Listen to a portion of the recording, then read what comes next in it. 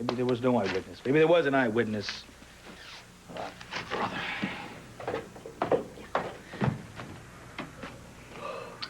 You've been up all night, haven't you? Yeah. And I gotta be in court in about an hour, and my closing statement, Lucy, is right there in that trash can. Yeah, I see that. You know what? It'll be okay. You will come up with the right words to say. Well, I wasn't even supposed to be in this mess, you know. I only agreed to handle the case temporary. I mean, she was supposed to get a replacement. I know that. Julie knows she lucked out. She really did luck out. And so I'm working hard, doing my job to try and prove that there's a reasonable doubt that she didn't commit the crime. Right, which is not the same as proving she's innocent like she claims to be. I know you think that she's innocent, but I'm telling you right now, I still have a lot of doubt. Okay, that's fine. That's all right. I think what you're really saying here is you're just afraid that maybe you're going to set a murderer free. Or send an innocent girl to jail, you know? I mean, maybe you're right. Maybe she is not guilty, and I'm not working hard enough to get her off because I don't believe it, you know? Or either way, maybe I am doing the wrong thing, and the bottom line is, hell, we're never gonna know. So, have you eaten yet? You know what? I'm not very hungry. Okay, bad dreams, you're not eating. This is more than just the trial, Courtney. The insurance adjuster called, and they made a decision about who's to blame for the accident that killed our baby.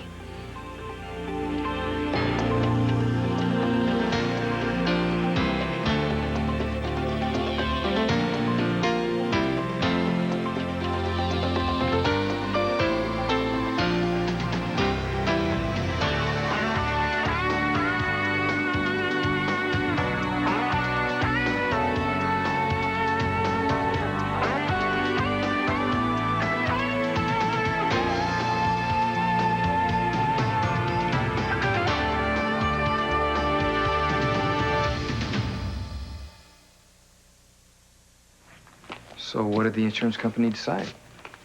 That neither Karen or I were at fault. You were hoping they would pin it on Karen. Hey, I might argue with the experts, you know. A woman who loves a good fight. Well, I'm trying to take your advice and put it behind me. A whole lot easier said than done. Courtney, when a child dies, it seems so pointless. But when it's your own, there is no making sense out of it. I have all of this anger inside me. And all of this sadness. And I don't have anywhere to go with it, Frank. Look, I know you want to blame somebody, but sometimes bad things just happen. I keep seeing it. I keep seeing it over and over in my head. Karen's car is coming right at me, and I hit the brakes, and I skid. Losing the baby hurts, okay? Sometimes so bad I can hardly stand it. But then I think about you surviving the accident, and I thank God for that. And so does Neil. I'll never forget the way he held on to me when I got back from the hospital. Like I was his lifeline. There is nothing you wouldn't do for him, and he knows it. No. You see, Neil, he doesn't know anything. Neither do you. Shouldn't Scott be here by now? Julie, you did your part. You got up there and you told the truth. Now all we need is for Scott to drive that home to the jury. It's one thing to get up there and lead me through my testimony. But to ask a jury to set me free, I really wonder if he can pull this off. I don't think Scott does anything halfway. So, what's your guess? The jury goes out today. How long do you think it'll take them before they find her guilty? Well, that's far from a sure thing since Scott put her on the stand yesterday and made her look so damn good. What are you gonna do if they find Julie innocent? I felt I had an obligation to stand up for the victims in this case. I've done that. And you have also done everything you could to make sure Julie got the help that she needed. Well, I won't give up on that goal. Scott and Lucy are reasonable... Excuse me. Scott is a reasonable person. Why can't he see what a danger Julie is? I don't know. But then again, maybe it's not too late to try and persuade him. Well, honey, we just wanted to be here to show you our support for you. Want to watch my brilliant son in action. Oh, listen to the king of closing statements. Hey, you know, today, maybe he's going to learn something from you. I doubt it. Oh, come on. You know, Julie's defense really took a nosedive after Cooper's whole testimony, and now one day you turned it around. Closing arguments are going to be a piece of pie, a slice of cake, you know. You have such faith in me, Lucy. Always, because you help the people you promised to help. I'm a shining example of that. Well, now, you see, when he promised Julie, that was a life and death matter. And an obligation to balance justice with any sort of lingering doubts that you may have, Scott. Well, yes, she claims that she's innocent. I'm still a little sketchy about that. You know, I have been right from the get-go Okay, here. all right, I am not denying Julie did some terrible things. What are you talking about? She tried to entomb you like King Tut, for crying out loud. But I do not think she would have just left Eve and I to die.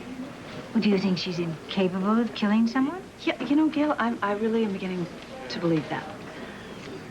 Well, if Scott does as good a job as I think he will, I hope you're right. I'll get some seats. I'll go with you. I need some advice. You mean how to convince the jury that Julie is innocent when you can't convince yourself? What are you, Kreskin? No, just a dad. And your answer is this. Just argue the facts. Yeah, the prosecution is very weak in that department. Yeah, that's why they've been dealing in nothing but rumors and speculation. You just cut right through that smoke screen, and then the jury will be able to use their own common sense. And guilty or innocent, Julie's fate will be in their hands, not yours. Yeah. Come on.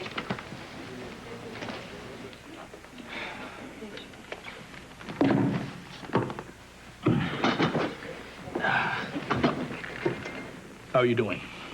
A million butterflies. You? I'm ready. All rise. This trial court of the state of New York is now in session. The Honorable Anita Martin presiding. Please be seated. Miss Jensen.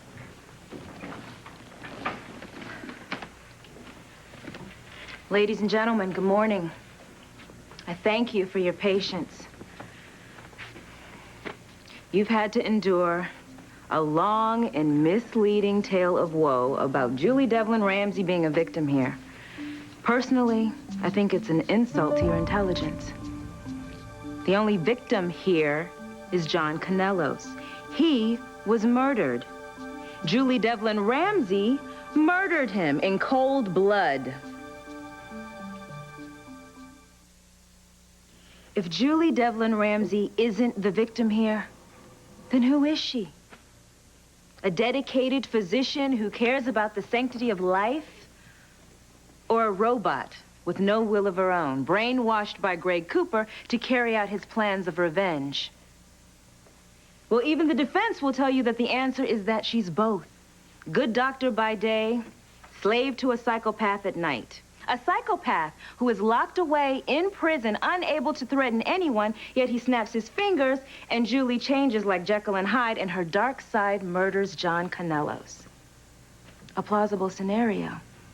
One that the defendant even conceded was accurate in a signed confession. Then the story changes. Now the defense is claiming that Julie had a working conscience left, that it made her draw a line, and that even if Greg Cooper had given her an order, she wouldn't have murdered anyone.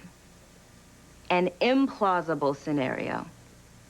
One a clever shrink, Rachel Locke, helped Julie concoct. Magically, she remembers, I didn't kill John Canellos. Greg Cooper only made me think that I did. Is it possible that Dr. Locke uncovered some totally bogus memories like she did in another patient that she rehabilitated? Well, that patient was acquitted. Then she went home and murdered her own father.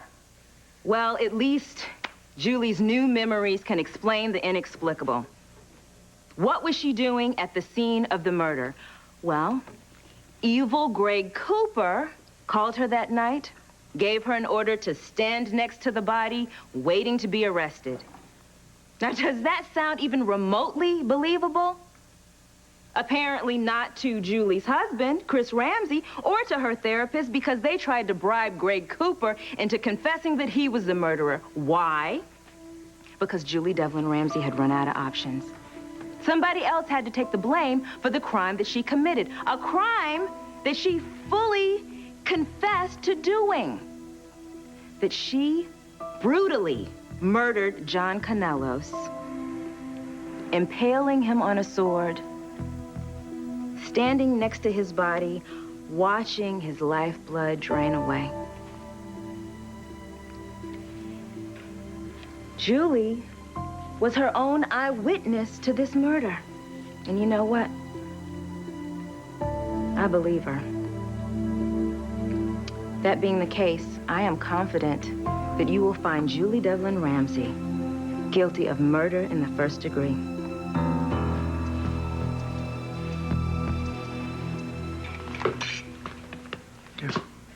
Thank you. I feel better already. I guess it didn't help me bringing up how much Neil needs you. It just made you think more about the baby we lost and the chance we had to save Neil. Well, maybe everything gets taken away because that's what I deserve. Why would you say something like that? Why would you even think it? Just forget it. No, Courtney, don't shut me out here. Please, I want to help you.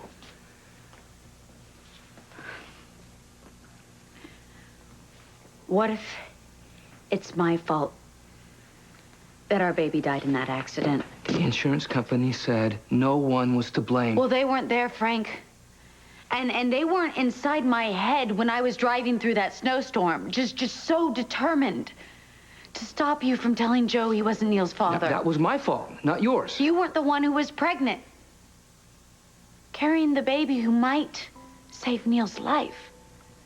And you weren't the one who was driving too fast, just risking everything to keep some stupid secret. Why do you think I tried so hard to believe Karen was responsible? So I wouldn't remember how I looked down at that speedometer. And I knew I was going too fast and that I should slow down, but I didn't.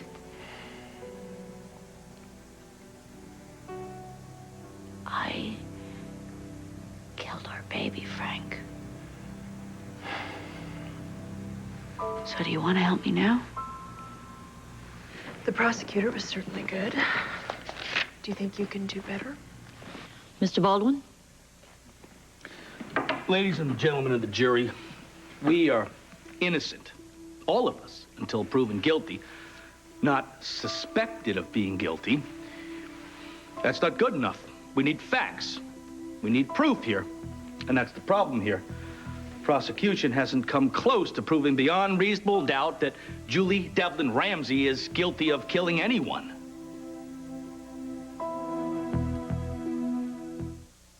It's the final showdown. My game. My rules. Has Janet been pushed to the wall? Kill Sophie before she kills Amanda and Trevor. Or will Sophie turn the tables? I'll have my pal break your buttercup in two. It's a fight to the end. You did it now! Don't miss All My Children, ABC Daytime. Prosecution over here is playing on your emotions, because that's all she's got. Believe me, that's all she's got. She's got no proof that Julie is guilty. Well, nothing but a confession from a woman whose mind was being manipulated by a madman. You got to see Greg Cooper in action. You saw how he manipulated Julie's husband, Dr. Ramsey, and her psychiatrist. He said he'd get up on the stand, he'd say one thing, he gets up here and he says something completely different. That's how he manipulated Julie.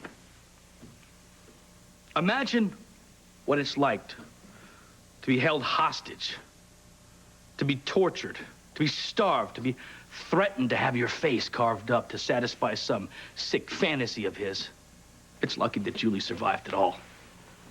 And a miracle that she's been able to recover her sanity. She's more than sane, and she's filled with remorse about having her spirit broken. None of us want to see the guilty go unpunished. By the same token, we don't want to see innocent people suffer. That's why I want to remind you, there are no facts to convict Julie. And there is plenty of room here for reasonable doubt. You know, I didn't want to take this case because I thought that she was guilty.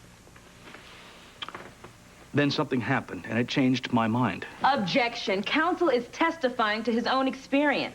You want to risk it, Mr. Baldwin? Hear me out, Your Honor. If I'm off base, you can just strike it. Proceed. On New Year's Eve, my girlfriend and I were going to get married, but our daughter disappeared. She was found and returned to us by Julie. Now, Julie could have taken off and left Christina to freeze in the cold. Instead, she brought our baby back to us, knowing that she would be locked up again. I had to ask myself what sort of a woman would rescue a child that wasn't hers and help people like me who have shown no sympathy at all towards her when she had a chance to run. The best answer I could come up with, she's an innocent woman. Don't. Why not? Because I don't want your pity, Frank. That's what you're feeling, isn't it? Sorry for me? Courtney, you were upset the night of the accident. The weather was lousy. You don't know for sure that you were speeding. No, it was more like I was trying not to remember. But then I had to go back to the crash site, and that's when everything came back to me. I was driving way too fast for the road conditions. So the accident was your fault? I killed her, baby. Look, you need to blame somebody? Blame me. Why were you out in that horrible weather in the first place? Because I did a number on you, threatening to tell Joe that I was Neil's father. I set the whole thing in motion. I should be asking for your forgiveness.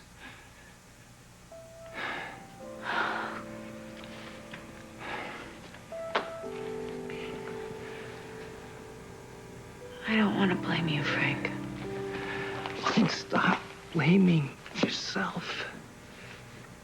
We both feel guilty, but we can't give in to that because we have another kid who needs us to be strong for him and to love him. And to make sure he gets better. And that is going to happen. But first, you and I have to help each other.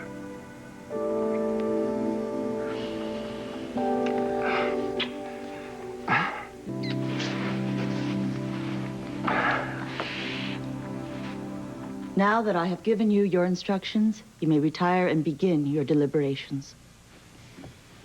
Court will be in recess. All rise. I can't believe how convincing you were, Scott. There's no way they can ignore what you said. Juries are funny. Like lawyers?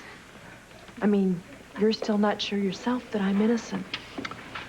I'm a defense attorney. I did my best to defend you, okay? And let's just leave it at that.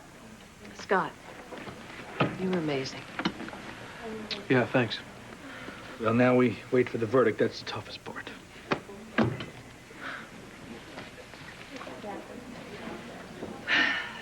You took a big risk there using your personal experience, you know, there, counselor.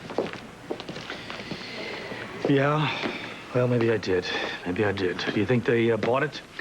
I don't know, but what I do know is you didn't try and gloss anything over. You just were simple and you told the truth, and I just hope they believe you. I think they did. Hell, I almost believed you. Yep, me too. I started to wonder if you were talking about the same Julie Devlin that I know. My job here today was to prove reasonable doubt, and that's what I tried to do. And if Julie is released, And she cracks up again? And Cooper uses her again? I'll have nothing to regret. I did what any good lawyer was supposed to do. What's any good psychiatrist supposed to do in the same situation? Pray that she gets the help that she needs. She's not fully recovered, Scott, no matter what you spout off to a jury. Where did it come from? The strength Scott found to believe in me?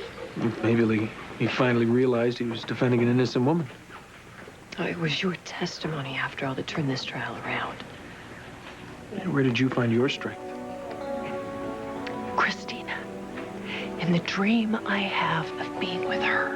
And you will be, Julie, very soon. Very soon. Read Lisa Ann Hadley's star interview at abc.com, part of the Go Network.